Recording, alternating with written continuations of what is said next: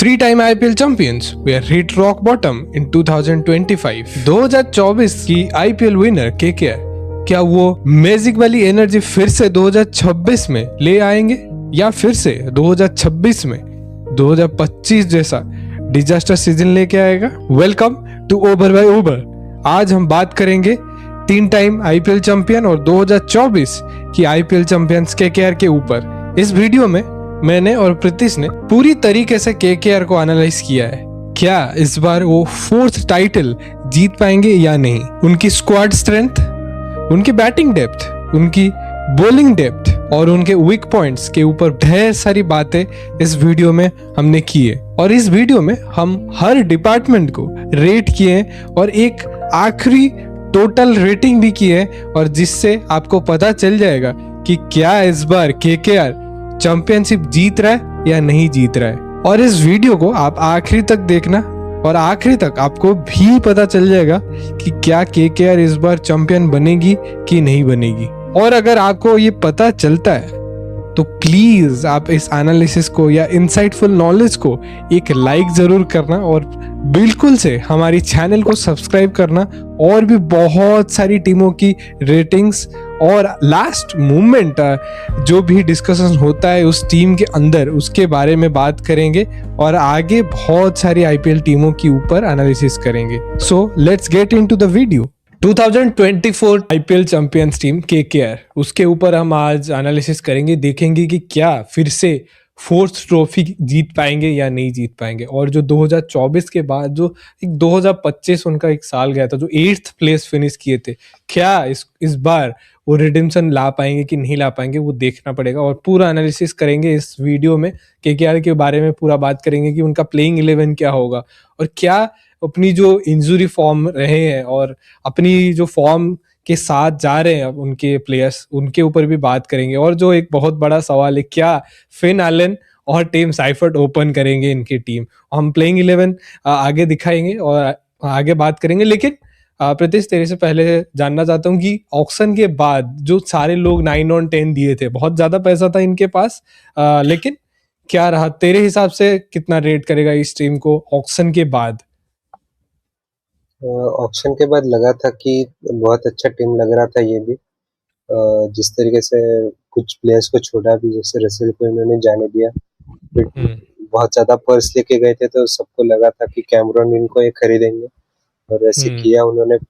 एक पथिराना को भी लगा था कि एक महंगा बिक सकता है, उसको भी इन्होंने बाय किया था। बट जिस तरीके से अभी लग रहा है ये टीम, थोड़ा अलग लग रहा है जैसे ऑक्शन के टाइम से लग रहा था। हाँ बिल्कुल। 2024 में जो सारे लोग मिचेल स्टार्क को बोल रहे हैं कि 1 ball has changed the entire ICT, जो एक रील हमेशा चलता है, लेकिन 2025 में जिस तरीके से पूरा अपने विनिंग कॉम्बिनेशन को जो छेड़ा था केकेआर में, श्रेयस अय्यर को छोड़ दिया, वहां पे पता नहीं क्या डिसीजन था, लेकिन फिर अजिंक्य रहाणे को भी कैप्टन वहां बनाया और इस बार भी उन्होंने अनाउंस किया है अजिंक्य रहाणे को। और फिर प्लेइंग 11 के ऊपर पूरी डिस्कशन करेंगे। 25 करोड़ के साथ कैमरन ग्रीन भी आएंगे और वो प्रेशर जो प्राइस टैग का हमेशा हर प्लेयर के साथ रहता है, पिछले सीजन हमने ऋषभ पंत को भी देखा था, इस साल क्या कैमरन ग्रीन के ऊपर वो प्रेशर रहेगा, वो देखेंगे। ऑस्ट्रेलियन माइंडसेट के साथ आते हैं, लेकिन ऑस्ट्रेलिया के लिए भी खास कुछ नहीं किए हैं अभी तक, वो भी देखना पड़ेगा। लेकिन प्लेइंग 11 से चालू करते हैं अपनी प्लेइंग 11। हमारी जो प्लेइंग 11 हम अब रख रहे हैं केकेआर की, हम रख रहे हैं टिम साइफर्ट ओपन करेंगे अजिंक्य रहाणे के साथ, और फिर कैमरन ग्रीन, अंग्रेज रघुवंशी, तेजस्वी दहिया, रिंकू सिंह, रमनदीप सिंह, अनुकुल रॉय जो बहुत ही बढ़िया फॉर्म में आ रहे हैं, स्मार्ट में भी प्लेयर ऑफ द टूर्नामेंट हुए हैं, फिर सुनील नारायण जो उनकी लेजेंड रहे हैं, वरुण चक्रवर्ती, ब्लेसिंग मुर्जुवानी और फिर वैभव अरोरा। ब्लेसिंग मुर्जुवानी एक और एडिशन है जो शायद हमारे जब वीडियो देखेंगे ऑडियंस उस टाइम तक अगर आपको नहीं पता होगा, ब्लेसिंग मुर्जुवानी उनका रिप्लेसमेंट के तौर में उनको लेके आए हैं, क्योंकि मुस्तफिजुर रहमान को इंटरनेशनल रिलेशन के तहत उनको टीम से निकालना पड़ा और फिर ब्लेसिंग मुर्जुवानी को लेके आए। और एक और जो नाम शायद आपके दिमाग में रहेगा, हर्षित राणा। शायद तो 2024 में उन्होंने जब चैंपियनशिप जीता था वो बहुत बड़ा काम किए थे केकेआर के लिए, लेकिन इस बार जो इंजुरी के साथ वो आ रहे थे, वो इंजुरी से वो आगे नहीं बढ़ पाए और इस साल वो रूल्ड आउट हो गए हैं। लेकिन प्रीतिश तेरे को क्या लग रहा है कि क्या ये टीम क्या 2026 में केकेआर को टॉप 4 में पहले लेके जा पाएगा? थोड़ा मुश्किल है। अगर बॉलिंग की बात करें तो बहुत ज़्यादा चैलेंजेस है। हम्म, पहले तो मुस्तफिजुर रहमान बाहर हो गए। हम्म, उसके उनका रिप्लेसमेंट लाए गए मुजर रब्बानी, जो अच्छे फॉर्म में थे। इंडिया में हम्म, उन्होंने अच्छा भी किया जिस तरीके से T20 वर्ल्ड कप रहा। बट उसके बाद देखे तो वापस दो उनके मेन बॉलर्स पथिराना और हर्षित राणा दोनों इंजर्ड है। हर्षित राणा रूल्ड आउट है। पथिराना का भी पता नहीं है कब तक वापस आएंगे। हम्म, थोड़ा मुश्किल होगा जिस तरीके से पेस अटैक है। बैटिंग में हम्म, देखे तो बहुत सारे ऑप्शंस है, बहुत सारे हम्म, ओवरसीज ऑप्शंस भी है।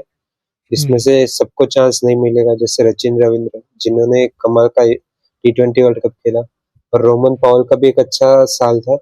बट देखते हैं कि किस कॉम्बिनेशन के साथ वो जाते हैं, जिस तरीके हम्म। से ज्यादा प्लेयर्स को खिला पाए। हाँ बिल्कुल, यहाँ पे लोग team ciphered versus Finn Allen कर रहे हैं, बहुत ज्यादा लोग फिन एलन को ओपन कर रहे हैं, लेकिन हम टीम साइफर्ड के साथ गए हैं। हम बताएंगे भी क्यों टीम साइफर्ड के साथ गए।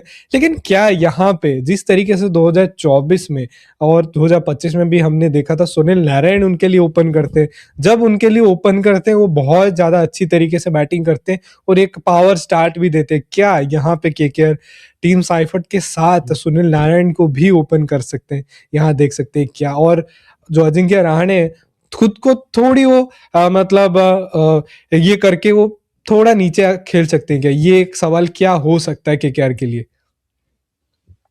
थोड़ा मुश्किल है क्योंकि बस बात अजिंक्य रहाणे की नहीं है, वहाँ पे कैमरॉन ग्रीन और अंग्रेज रघुवंशी के ऊपर भी प्रेशर बढ़ेगा, क्योंकि नंबर हम्म, 4 और 5 पे वो आएंगे, तो हम्म, उससे पूरा टीम कॉम्बिनेशन खराब हो जाएगा। मुझे लगता हम्म, है कि इस सीजन उनको प्रॉपर ओपनर्स के साथ जाना चाहिए, जिस तरीके हम्म, से अजिंक्य भी खेल रहे थे पिछले सीजन या उससे पिछले सीजन सीएसके के लिए। आके हम्म, वो एक फायरिंग स्टार्ट दे रहे थे, तो टीम चाहेगी कि उसी तरीके से वो ओपन करे, और टीम साइफेट के साथ वो ओपन करेंगे तो शायद वो अच्छा रहेगा, रादर देन कि वो सुनील नारायण ओपन करे और उसमें से पूरा टीम कॉम्बिनेशन खराब हो जाए। हाँ बिल्कुल, जिस तरीके से हमने आरसीबी के लिए भी देखा था कि थोड़ी बहुत अपनी ओपनिंग जो है उनको गेम टाइमिंग में कम है, विराट कोहली बहुत दिनों बाद आते हैं। यहाँ पे अगर देखा जाए अजिंक्य रहाणे भी बहुत दिनों बाद आएंगे, क्योंकि डोमेस्टिक इस बार वो नहीं खेले थे मुंबई के लिए, बहुत ब्रेक भी लिए थे। टीम साइफर्ड अच्छे फॉर्म में आ रहे हैं, लेकिन अजिंक्य रहाणे के लिए एक चैलेंज रहेगा क्योंकि गेम टाइम उनको नहीं मिला है। लेकिन अगर दूसरी तरफ हम देखें तो कैमरन ग्रीन एक 25 करोड़ के साथ आ रहे हैं, प्राइस टैग हेवी है, और ऑस्ट्रेलिया के लिए भी कुछ खास नहीं किए हैं अभी तक का। अगर देखा जाए तो ओवरऑल इम्पैक्ट उनका ऑस्ट्रेलिया के लिए वर्ल्ड कप्स में इतना अच्छा नहीं गया है, तो ये एक बहुत बड़ा चैलेंज रहेगा उनके लिए। और अंग्रेज रघुवंशी पैचेस में अच्छा किए हैं, लेकिन उनका भी ओवरऑल रिकॉर्ड आईपीएल में इतना अच्छा नहीं गया है, वो भी अपने आप को प्रूव करना देखेंगे। तो कैसा लग रहा है टॉप 4 इनका, कि क्या इस बार एक जो केकेआर को अपनी ताबड़तोड़ ओपनिंग दे सकते हैं इस बार ईडन गार्डन्स में? बिल्कुल, जो पिच हमने देखा था T20 वर्ल्ड कप में, शायद उस तरीके से उतना फ्लैट पिच नहीं रहेगा। बट हम्म, उस हिसाब से उस टाइप का पिच रहा तो टीम साइफर्ट और अजिंक्य रहाणे के लिए वो बहुत अच्छी न्यूज़ रहेगी। जिस तरीके हम्म, से दोनों का ओपनिंग रहता है, और खास करके टीम साइफर्ट जो पूरे ग्राउंड को अच्छे से एक्सेस करते हैं, और पावर प्ले हम्म, में जिस तरीके से वो अटैक करते हैं पेसर्स के अगेंस्ट, तो हम्म, ओपनिंग तो उनके लिए अच्छा रहेगा। और कैमरॉन ग्रीन एक खराब, मतलब इतना अच्छा फॉर्म नहीं है उनका, एक बड़ा हम्म, प्राइस टैग का भी प्रेशर रहेगा थोड़ा, तो हम्म। देखते कि वो भी कैसे खेलते हैं। हाँ बिल्कुल, उनकी मिडिल फेज में आ जाएंगे, क्योंकि जब ईडन गार्डन्स में हम लोग खेलते हैं तो 27 का एवरेज रहता है स्पिनर्स का। एक स्पिनर्स का यहाँ पे बोलबाला रहता है, पेसर्स के मतलब अगर हम देखा जाए तो कंपेयर करेंगे, और आईपीएल में खासकर स्पिनर ने अच्छा किया है यहाँ इस मैदान में। और मिडिल फेज में क्योंकि ऑपरेट करते हैं, तो मिडिल फेज बैटर की बारे में अगर बात करेंगे केकेआर की, तो तेजस्वी दहिया एक बहुत ही स्ट्राइक रेट के साथ खेल रहे हैं, 191 की स्ट्राइक रेट है उनका, और बहुत ही ताबड़तोड़ बैटिंग कर सकते हैं। और फिर रिंकू सिंह हम तो जानते हैं, क्योंकि वो 5 छक्के से हमें हमेशा याद देंगे, और रमनदीप सिंह भी एक बहुत बढ़िया फिनिशर की तरफ देख रहे हैं। तो क्या ये, और शायद मेरे हिसाब से सुनील नारायण ऊपर खेल सकते हैं। मिडिल फेज में कैसा लग रहा है तेरे को केकेआर की बैटिंग? बिल्कुल जिस तरीके से 3 पावर हिटर हम देख रहे हैं, तेजस्वी दहिया, रिंकू और रमनदीप, टीम चाहेगी कि जो काम रसेल करते थे उसी टाइप का काम करे ये तीनों, आके फिनिश करे, और टीम अगर थोड़ी भी जल्दी विकेट्स गिरती है, वहां से थोड़ा संभाल के फिर एंड में जाके रन्स मारे, तो उसी तरीके से खेले। और मिडिल ओवर्स में जैसे हम देखते हैं कि स्पिन रहता है, वहां पे अंकुरिश रघुवंशी उनको अच्छे से टैकल कर सकते हैं, तो एक एंड से वो भी अटैक कर सकते हैं स्पिनर्स के अगेंस्ट। हाँ बिल्कुल। और फिर हम उनकी बॉलिंग में देखें तो सुनील नारायण जो उनकी लेजेंड है, हमेशा से उनके लिए बैंकेबल भी रहे हैं और हर साल उनका परफॉर्मेंस भी अच्छा है, और 6 की इकोनॉमी के साथ वो आ रहे हैं अगर ईडन गार्डन्स की बात करें तो। और फिर वरुण चक्रवर्ती, वर्ल्ड कप अच्छा नहीं गया लेकिन केकेआर के लिए हमेशा अच्छा किए हैं अभी तक, देखेंगे उनके ऊपर भी बैंक करेंगे केकेआर। और ब्लेसिंग मुर्जुबन, इस बार शायद उनको मैच टाइम मिल सकता है केकेआर के साथ, और वैभव अरोड़ा, क्योंकि हर्षित राणा नहीं रहेंगे, शायद जो पेस अटैक उनके ऊपर बहुत ज्यादा बैंक करेगा। आगे बात करेंगे, बैकअप्स की भी बात करेंगे, वहां पे उमरान मलिक हैं, लेकिन अभी के लिए शायद वैभव अरोड़ा के ऊपर बहुत ज्यादा प्रेशर रहेगा। कैसे देख रहा है उनका बॉलिंग लाइनअप? बिल्कुल, जो ऑक्शन में हमने देखा था बॉलिंग और यहाँ पे देखेंगे तो बहुत ज़्यादा डिफरेंस लग रहा है। जो हमने वीडियो के स्टार्टिंग में भी बात की, पथिराना, मुस्तफिजुर और हर्षित नहीं है, तो ऑफकोर्स प्रेशर रहेगा, वो खास करके स्पिनर्स पे फिर और प्रेशर रहेगा, क्योंकि अगर ऊपर से विकेट नहीं गिरते तो सेट बैट्समैन आएंगे तो उनको कैसे आउट करते हैं। और पिच भी देखते हैं कि वो स्पिन फ्रेंडली शायद थोड़ा बनाने को चाहेंगे। बिल्कुल। अगर फेज वाइज की हम बात करें तो स्टार्ट करते हैं बैटिंग फेज वाइज से। पावर प्ले बैटिंग से स्टार्ट करेंगे क्योंकि टॉप 3 ही शायद बैट कर सकते हैं इनकी। तो team Seifert, Ajinkya Rahane, Cameron green, इनके ऊपर बहुत ज़्यादा निर्भर करेगा कि कैसे केकेआर आगे जाएगा, क्योंकि टीम साइफर्ट का हमने हमेशा से ही देखा है फिन एलन के साथ एक बढ़िया पार्टनरशिप रहा है। वर्ल्ड कप में भी देखा, सबसे ज़्यादा रन इन दोनों ने बनाया, और टीम साइफर्ट सबसे हाईएस्ट रन मतलब न्यूजीलैंड के लिए भी था, और second highest run scorer tournament में भी बने थे। तो ये एक बहुत बड़ा कॉन्फिडेंस लेके भी आएंगे, और जिस तरीके से हमने साउथ अफ्रीका वाले में मैच में देखा था, टिम साइफर्ट ने जिस तरीके से साउथ अफ्रीका के बॉलर्स को वहां खेला था, शायद एक और एडवांटेज शायद केकेआर को इधर लेके जाएंगे। कैमरन ग्रीन एक बहुत बड़ा क्वेश्चन मार्क रहेगा, लेकिन फिर भी इनका रॉ पावर और शायद एक जो एंकर इनिंग्स हम बोल सकते हैं, शायद यहाँ पे खेल सकते हैं। तेरे को क्या लग रहा है, कितना रेट कर रहा है इधर? बिल्कुल, जो ओपनिंग हम देखेंगे तो एक्सप्लोसिव रह सकता है। टीम साइफर्ट हम्म। लगातार अच्छा किया है T20 वर्ल्ड कप में, और कैमरन ग्रीन को ऊपर भी थोड़ा प्रेशर रहेगा, बट हमने देखा है कि जिस तरीके से वो मुंबई के लिए बैटिंग कर रहे थे, या जिस हम्म। तरीके से आरसीबी के लिए भी बैटिंग किया था, चाहेंगे कि हम्म। उसी टाइप बैटिंग करे और केकेआर को एक अच्छा स्टार्ट दे। हाँ, और जो दूसरा सवाल रहा कि फिन एलन को क्यों नहीं रखे हैं हम लोग टीम में, शायद फिन एलन के लिए एक जो कंसर्निंग है वो कंसिस्टेंसी का है। कंसिस्टेंसी फैक्टर हमेशा आईपीएल में रहेगा, लेकिन अगर कैमरन ग्रीन यहाँ पे अच्छा नहीं करते हैं केकेआर के लिए इनिशियल फेजेस में, शायद फिन एलन को ये लोग फिर से खिला के ओपन कर सकते हैं। लेकिन फिन एलन की कंसिस्टेंसी को देखते हुए हमने टीम साइफोर्ड को यहाँ टीम में जगह बनाए। आप भी अपना राय बताना कमेंट सेक्शन में भी कि क्या आप फिन एलन को ओपन कर रहे हैं या टीम साइफर्ट को। लेकिन हम आगे बढ़ते हैं, मिडिल ओवर फेस, यहाँ पे बहुत बड़ा कंसर्निंग है, क्योंकि जो इंडियन कोर है आइदर नया है या जो थोड़ा फॉर्म में नहीं है। जैसे हमने देखा कि अंग्रेज रघुवंशी, वो आईपीएल में इतना बड़ा इम्पैक्ट अभी तक नहीं दिखा पाए, थोड़ी बहुत पैचेस में रन्स बना रहे हैं, लेकिन वो बड़ा इम्पैक्ट अभी तक नहीं आया। और तेजस्वी दहिया, जो हमने बात भी किया कि रसेल की रिप्लेसमेंट हो सकते हैं, पूरा डायरेक्ट रिप्लेसमेंट हो सकते हैं, लेकिन इनको भी देखना पड़ेगा। वरना फिर रॉबमैन पावल क्योंकि है टीम में बैकअप्स में, तो क्या यहाँ पे उनको भी एड ऑन कर सकता है, किस तरीके से वो भी केकेआर सोचेगी। और फिर अमनदीप और रिंकू सिंह भी हमने देखा कि किस तरीके से वो फिनिशिंग टचेस दे सकते हैं। कैसा लग रहा है मिडिल फेज? बिल्कुल, मिडिल फेज में हमने पहले भी बात की कि पावर रेटिंग है काफी, तेजस्वी, हम्म। रिंकू और रमनदीप अच्छा करेंगे, और फिनिश भी वो अच्छा करेंगे तो टीम के लिए अच्छा रहेगा। शायद इस साल वो रसेल के बिना खेलेंगे तो वो भी देखते कि किस तरीके से उनको अफेक्ट करता है।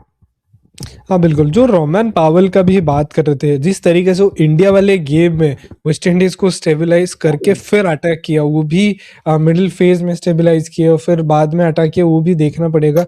अगर ब्लेसिंग मुर्जवानी के जगह किसी और इंडियन को भी इधर ऐड कर सकते हैं और रोमैन पावल को अगर केकेआर यहाँ पे ऐड इन कर सकता है तो वो भी केकेआर देखेगा, लेकिन अभी के लिए मुश्किल लग रहा है। देखते हैं कि केकेआर किस कॉम्बिनेशन के साथ आगे बढ़ेंगे। लेकिन अगर डेथ ओवर बैटिंग की बात करें, शायद सुनील नारायण यहाँ पे अनुकुल रॉय से ऊपर थोड़ा आके बैटिंग कर सकते हैं, और रमनदीप या रिंकू सिंह जो शायद डेथ में बैटिंग कर पाएंगे। और रिंकू सिंह का हमने देखा था पाकिस्तान वाले गेम में भी, उन्होंने अच्छा फिनिशिंग दिलाया था और इंडिया के लिए अच्छी फिनिशिंग किए हैं, और उनकी 5 छक्के तो कोई नहीं भूल सकता। कैसा लग रहा है कि क्या रहेगा उनका डेथ, कैसा रहेगा?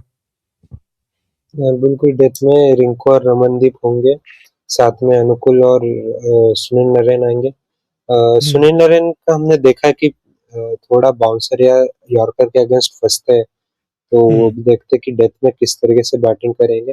और अनुकुल हम्म। का जो देखा था हमने, जिस तरीके से डोमेस्टिक रहा है, प्लेयर ऑफ द टूर्नामेंट भी थे उस मैच में, तो हम्म। चाहेंगे कि उसी फॉर्म को कंटिन्यू करें, और जो फिनिशिंग हम्म। टचेस वो वहाँ पे दे रहे थे उसको हम्म। यहाँ पे भी रेप्लिकेट कर पाए। बिल्कुल। और फिर यहाँ से हम लोग आगे बढ़ेंगे, बॉलिंग के ऊपर बात करेंगे। यहाँ पे पावर प्ले बॉलिंग से स्टार्ट करेंगे।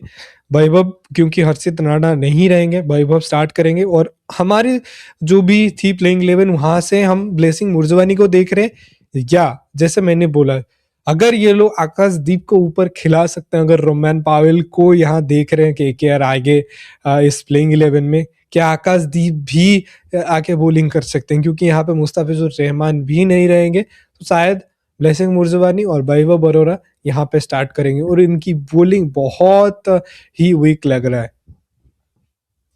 बिल्कुल, अगर मुजर अब्बानी की जगह आकाशदीप या कार्तिक त्यागी को लाते हैं, तो वो हम्म। इनएक्सपीरियंस भी रहेगा थोड़ा, और बॉलिंग के ऊपर और प्रेशर बढ़ जाएगा। जो हम बात कर रहे हैं कि पेस बॉलिंग बहुत वीक लग रहा है, तो हम्म। अगर वो यहाँ पे एक और इंडियन पेस बॉलर लेके आते तो वो और ही वीक हो जाएगा।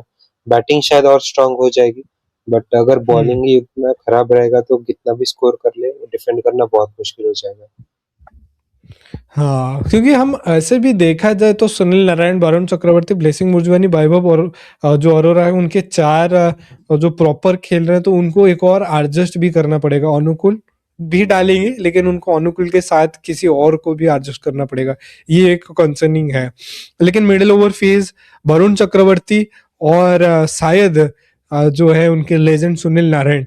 और अगर यहाँ पे अगर बैकअप की भी बात करें, शायद रचिन रविंद्र, अगर इनको कैमरन ग्रीन में फॉर्म में नहीं है, अगर रचिन रविंद्र को सिर्फ बॉलिंग के परफॉर्मेंस के हिसाब से लेके आएंगे, तो भी यहाँ पे रचिन रविंद्र मिडिल फेज डाल सकते हैं। तो मिडिल फेज कैसा देख रहा है?